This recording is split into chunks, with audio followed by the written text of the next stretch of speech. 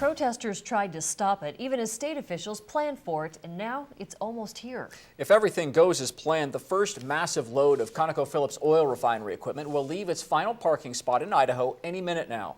Come early tomorrow morning, it will cross the state line into Montana.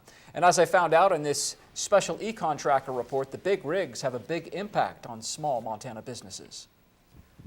This is where the shipment will enter Montana, here at Lolo Pass. From here, the convoy will cover some 550 miles and make 14 stops before reaching its final destination in Billings.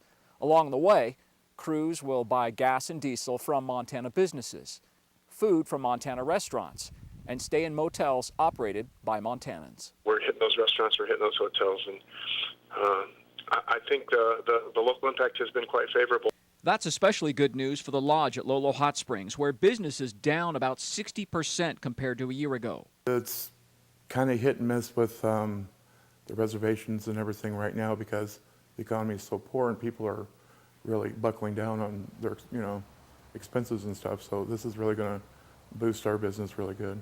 Not only will the crew of about 30 people sleep there, it will also eat meals at the restaurant next door.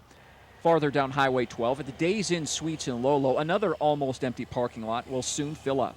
This is really good things. I mean, according to my business style in the winter time, especially January, February, March, we are very slow. They pretty much sold me out, and that's created some more jobs for the housekeepers and front desk too. Crews will book 20 to 25 rooms, or 80% of the motel, for a minimum of 2 nights. And when they're not sleeping, they'll spend money at fast food and sit-down restaurants, grocery stores, and other businesses.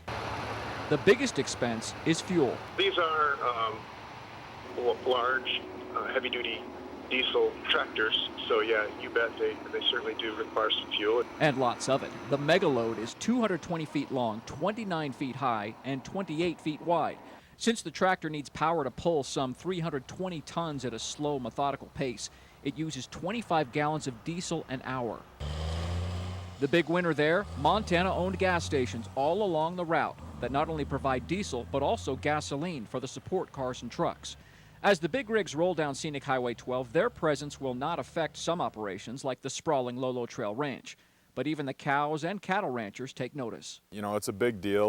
I know that MEC's been really busy with the things that they've done on the upgrades on Highway 12 itself. It is positive for everyone along this route. I think this will benefit everyone because it's bringing, local jobs here in the area and keeping the money here in Montana.